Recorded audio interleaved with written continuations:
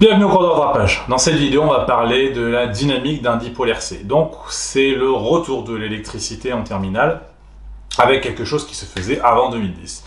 Donc, on va parler d'abord de l'intensité du courant électrique. Ensuite, des condensateurs. Qu'est-ce que c'est, etc. Comment ça fonctionne. De la charge d'un condensateur, de la décharge d'un condensateur. Et on finira par le temps caractéristique.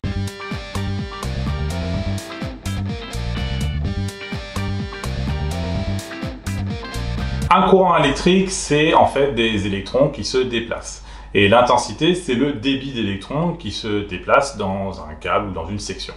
Donc du coup, on peut dire que l'intensité en régime permanent, c'est-à-dire dans le cas où le courant avance toujours de la même manière, donc on a un courant constant, continu, eh bien on peut dire que I est égal à Q sur delta T, Q étant bien sûr la charge, le nombre de charges qui sont passées pendant l'instant delta T, pendant le temps delta T, la durée.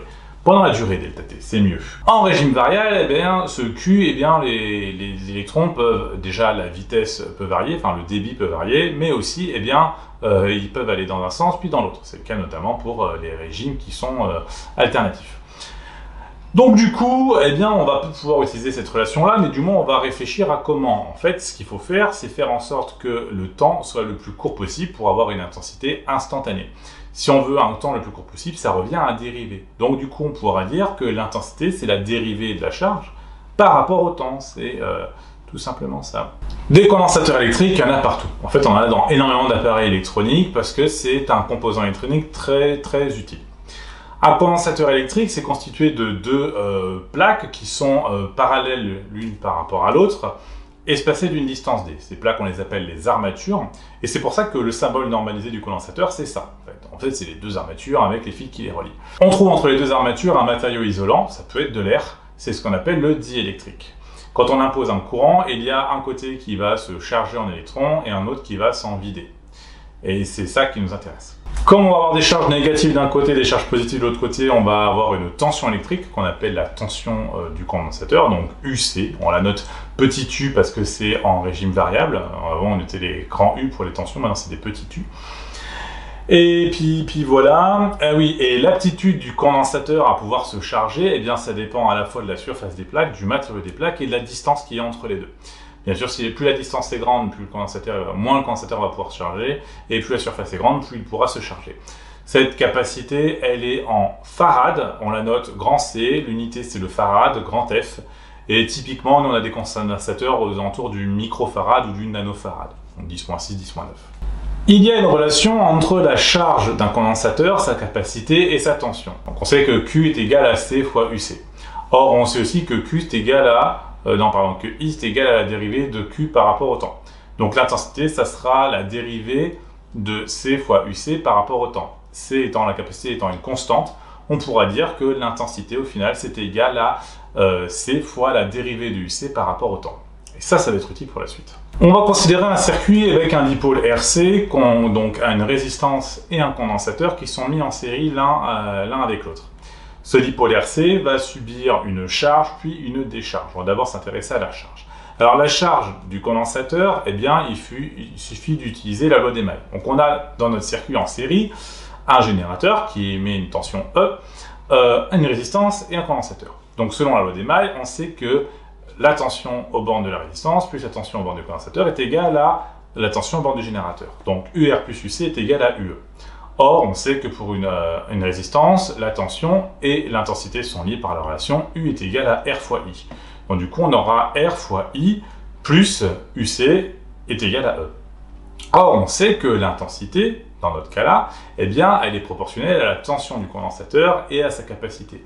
On sait que l'intensité, on l'a vu il y a très peu de temps, I est égal à CD de UC sur DT. Donc du coup, on aura R fois CD de UC sur DT plus UC est égal à E.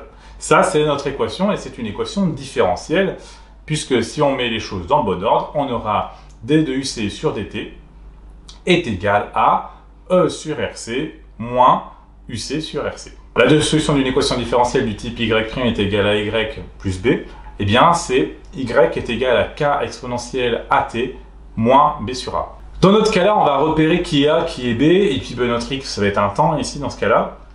Et à partir de là, on peut établir la solution de l'équation différentielle qui nous donne donc UC en fonction du temps. Donc UC est égal à ça. UC, c'est la solution, hein, donc ça va être égal à ça. Il nous reste à retrouver donc K, c'est-à-dire une constante. Alors cette constante-là, on la trouve par rapport aux conditions initiales. On sait qu'au début, le condensateur, quand on est en train de le charger, eh bien, il est totalement déchargé. Donc à l'instant 0, T égale à 0, la tension est égale à 0. Donc du coup, on va avoir UC est égal à 0 est égal à ça. Ici, c'est égal à ça, ça veut donc dire que K est égal à moins E. Donc, on le replace maintenant notre moins E, on obtient cette relation, et quand on factorise, on obtient cette relation. Ça, c'est la relation qui nous donne la charge du condensateur. On observe donc du coup que plus le temps est grand, plus la valeur va se rapprocher de E, hein, de E fois 1, et donc du coup, on va avoir une exponentielle croissante. Maintenant, on fait la décharge. Alors la décharge, c'est un peu plus simple parce que cette fois-ci, il n'y a plus que la résistance et le condensateur. Le générateur n'est plus dans le truc parce qu'on cherche à décharger notre condensateur. Donc, on applique la loi des mailles, ER plus UC est égal à 0. Donc, on obtient cette relation qui nous donne RC d2UC divisé par dt est égal à RC d2UC dt plus UC est égal à 0. Et donc, on passe de l'autre côté et on obtient donc quasiment la même relation que tout à l'heure, sauf qu'on n'a pas le E qui apparaît. Donc, ça nous donne de tête d2UC par rapport au temps est égal à UC sur RC, moins UC sur RC. Voilà. On a une équation différentielle du premier ordre, on sait que la solution est de ce type-là, donc on obtient cette solution-là, on a un K qui est devant, dont on ne connaît pas la valeur, il va falloir la retrouver. Alors on sait qu'à l'instant t égale à 0, cette fois-ci, la tension en borne du condensateur, elle était égale à E. Donc cette fois-ci, on va mettre que UC à t égale à 0 est égal à E est égal à ça. Et comme exponentielle de 0, ça fait 1, on obtient K est égal à E. Donc la solution, ça va être UC est égal à UC est égal à E fois exponentielle moins T sur RC. Et donc cette fois-ci, la décharge du condensateur va suivre une exponentielle décroissante. On remarque que ce soit lors de la charge ou de la décharge, on obtient toujours R fois C qui se retrouve au dénominateur de l'exponentielle. Ça veut dire que plus RC est grand, plus ça va faire une exponentielle qui va être tassée, hein, puisqu'elle va croître moins vite. Si RC est petit, elle va croître beaucoup plus vite. Ce RC, c'est ce qu'on appelle le temps caractéristique, qu'on note taux. Taux est égal à R fois C. Ce produit-là, on va pouvoir le retrouver en observant le temps de charge ou de décharge. On peut vérifier que taux est bien homogène à un temps en faisant une analyse dimensionnelle. On sait que la tension, c'est des volts. On sait que la capacité, C est égal à, que je dis pas de bêtises, parce que là, Q est égal à C fois UC. Donc, C est égal à Q sur UC. Donc, on a donc Q des charges, donc des ampères, des coulombs, pardon, putain, des coulomb et des volts. Et puis de l'autre côté, l'intensité, R c'est U est égal à RI, donc R est égal à U sur I, donc on a des volts divisés par des charges par seconde. Donc du coup, on va se retrouver avec les charges qui vont s'annuler, les volts qui vont s'annuler, il ne reste plus que des par seconde qui deviennent des secondes, donc on a bien un temps. Waouh, c'est allé hyper vite!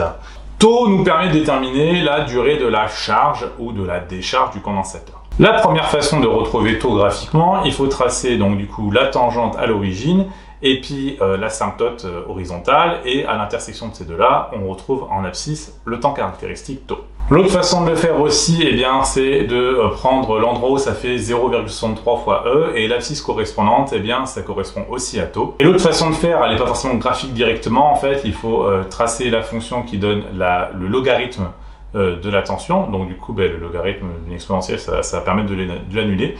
On retrouvera une droite décroissante, avec comme coefficient directeur moins 1 sur RC. Donc, on pourra retrouver RC à partir de l'inverse coefficient directeur.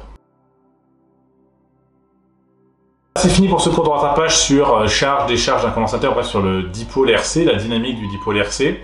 C'est assez complexe, c'est pas mal de mathématiques, donc il faut s'accrocher. Vous pouvez mettre des commentaires, j'essaierai d'y répondre à ce niveau-là.